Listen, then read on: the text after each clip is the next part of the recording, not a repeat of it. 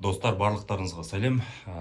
Ана жолы Дубайға өз жолымен турсыз қалай бару керек деген видео салған кезде көбінесе адамдар сұрап жатыр, квартираны қайдан алдыңыздар, қалай таптыңыздар, қалай жалдадыңыздар деп. Соны көрсетуді ұмытып кетіппін видеода почему-то. Соны қазір көрсетейін деп отырмын, жеке видео қылып. Қандай программамен таптым. Квартираны негізі букингтан қарасаңыздар да болады, көбінесе букингтан қарайды ғой. Бірақ өзіме букинг кішкене қымбаттау болып көрінді негізінде.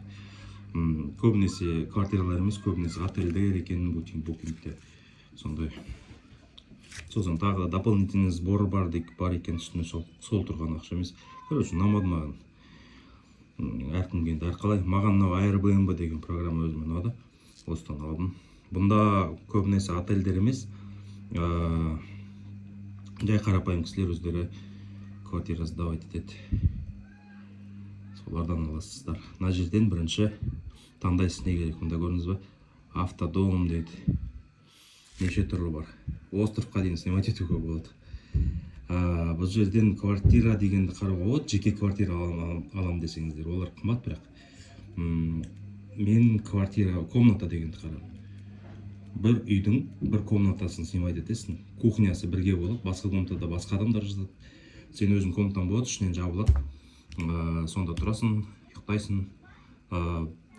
Комнатасы. Мен ана видеомды көрсеңіздер, қалай бару туралы. Сонда мен көрсеткенмін өзіміздің квартирамызда. Әр комнатада әртүрлі адамдар жатады. И басқа әртүрлі елдің адамдар жатыр ғойшы. Бірге тамақ ішесіздер, кухнясы бар бірге болады. Сол, міне комната дегенді бастым. Сосын мына жерге куда мұнда немесінің қай күндері өзіңіздің билетіңіз самолет қалдыңыз, например, майдың 22-сі мен 29 деп бір аптаға қояйық. Одан кейін неше адам барасыз. Бұны обязательно көрсету керек, неше адам. Бала бар ма жоқ па, өйткені кейбір хозяиндар баласымен кіргізгісі келмейді. Шулайды деп, бірдеңкені бұзады деп деген сияқты. Сол мұнда взрослый біз, например, 2 адам бардық. Потом кішкентай 2 жасқа толмаған бір баламен бардық. Соны белгілеп қоясыздар, сонда сізге мұнда көрсетеді баласымен қабылдайтын 2 адамдық комнатасы бар квартираларды қана көрсетеді.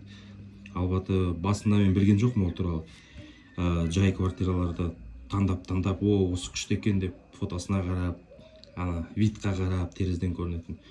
Содан хозяйына жазсын, 2 адам қабылдамайым, баламен қабылдамайым деген сияқты.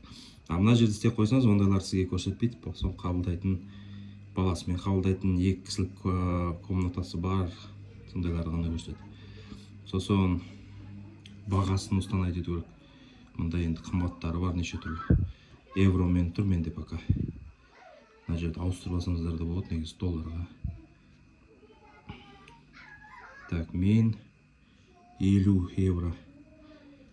Максимум 50 евро деген бір күніне, сонда 23 долларға дейін. 23 евро, 23 мың теңге, то есть 50 евро деген 23 мың теңге, плюс-минус курсқа қарай.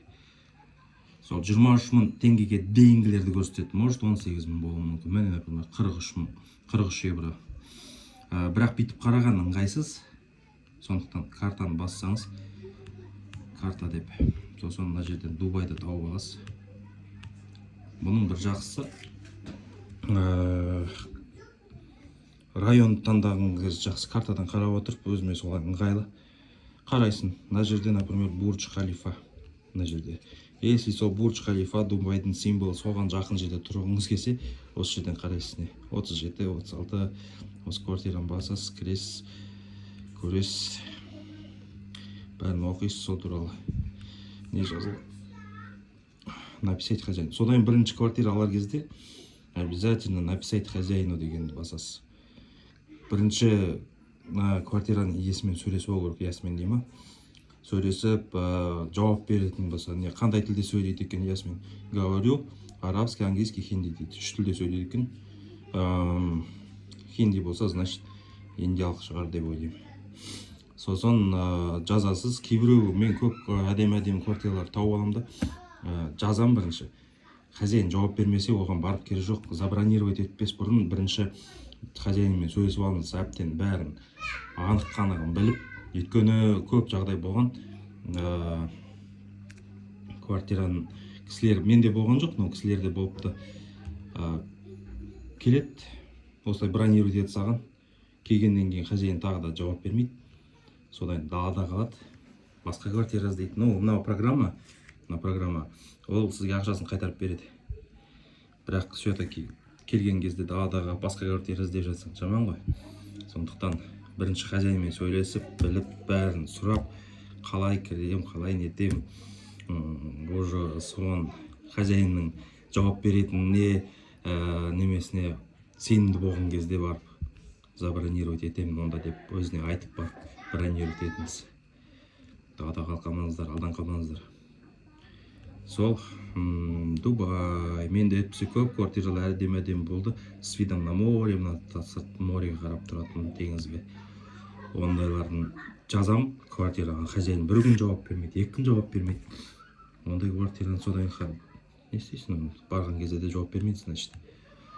Содан кейін өзіме жауап беретін кісілердің ішінен таңдаған.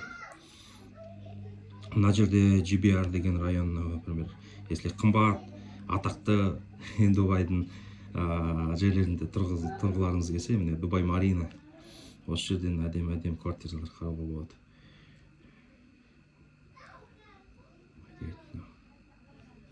Қырық алты дейді, міне. Мына жердің квартиралары әдем енді, негізінде. Бірақ, если бюджетно арзан ақшамен барам десеңіздер, мына районда тұрсаңыздар, даже если мына районнан арзан квартира тауып алсаңыздар да, арзан комната тауып алсаңыздар да, бұл жерде тұру кішкене қымбаттау болады. Өйткені бұл жерде арзан магазиндер жоқ, район өзі қымбат, кафе, ресторан, немелер бәрі қымбат. Тұрып, жүріп тұру, тамақ ішу, сонысы кішкене арзан қымбаттау ғой. Содан біз мына жақта Дубайдың өзінің, Дубайға жұмыс істеуге барған кісілер тұратын жерде тұрдық. Ал Рига деген. Мынау м деп тұрған метро. Метромен жүрем десеңіздер, онда метроға жақын квартиралар таңдау керек. Мынандай 47, мына метроға шығып, метроға бара салатындай. Если таксимен жүрем десеңіздер, онда ше бәрібір қай жерде болса да. Сөйтіп таңдайсыз, ішіне кіріп, хозяин қарап, төсегін қарап, үлкен ба, кішкентай ма, өзіңіз қалай сиясыздар ма, сыймайсыздар ма, өздеріңізге ыңғайлысын таңдау керек. 28. Біз алған квартираны көрсетейін десем, таба алмай тұрмын. Солай, 18 дейді, например. Мен егер жалғыз барған болсам, ең арзан квартираны таңдайсыз, күніне 5-6 мың теңгелік. Семеймен барғандан кейін кішкене нормальнысын алу керек болды. Солай таңдайсыз. Бірінші хозяинге жазуды ұмытып кетпеңіз, самый главный бар ғой. Хозяинге жазбасаң алданып қаласың. Мұнда просто мен, например, 10 адамға жаздым. 10 хозяинның 3-4 ғана жауап берді маған. Дұрыстап. Солардан ғана таңдадым сосын. Сондықтан обязательно мынаған квартираларға жазып қойыңыз. Потом мына жерде менде көрсетіп тұратын қай жерде. Міне ходящий. Мына жерде тұрады, кіммен сөйлестің, кісілерге жазасың, солар сізге жауап береді. Мынау менің алған квартираларым. Бірінші Абу-Дабиден алғам. 1-2 күн қалғанда сообщение келді, ол отказ берді деп. Риски деген кісі. Отказ берді, по каким-то причинам. Содан кейін, короче, маған ақшамды қайтарып берді. Оның ақшаны қайтарып берген ақшаның үстінен еще 20 евро берді. Басқа квартира іздегенге дополнительный расходқа деп кешірім сұрап на программа. Содан кейін Абу-Дабиден мен мына квартираны алдым 2 күнге. Дубайда мен мына квартираны алдым. Алдын ала ақшасын төлейсің, 50% төлеуге болады, полностью төлеуге болады. Мен полностью бірақ төлей салдым. Мына жерге сақтап қоясын, жүрек басып. Өзіне ұнаған квартиралар. Андай квартираға сақтап қойған. Осы да тұрғым келген. Бұл да сол хозяин жауап бермеді ма, мынандай остров бар ғой, ана пальма сияқты. Соған витамин балконында тамақ ішіп отырам ба деген арманмен. Бірақ осыған жаздым ғой деймін, осы хозяин жауап бермеді. Сондай бірдеңке болды әйтеуір. Написать хозяину. Написать хозяину. Гость, написать хозяину, вот гость. Сразу гостьті белгілеп қою керек. Что-то кетіп қапты ғой жаңағы. Екеу деп жазар кезде бәрі белгілеп қойыңыз, чтобы ол көрсін неше адам келіп жатқанын. Все, в принципе. Осылай таңдап бронировать етіп қойғаннан болды. Жүре бересіз. Содан тағы да жақындағанда хозяинге тағы бар. Мына жерден жазып қоясыз. Мен последний раз Абу-Дабидан алған кезде Омармен сөйлесіп отырдым. Ол маған WhatsApp номерін берді, WhatsAppпен жазып отырдым потом. Бәрін жазып отырды. Сіз оған орысша жазасыз, или орысша жазасыз, қазақшаны аудармайтын шығар. Мына жерде автоматически аударады. Сіз орысша жазып, өзіңіздің сұрағыңыз келгенше жібере саласыз, оған ол ағылшынша болып барады. Ол сізге ағылшынша жазады, оның сообщениесі сізге орысша болып келеді. Солай мұнда автоматический перевод. Сіз өз тіліңізді жаза бересіз, ол өз тілінде жаза береді.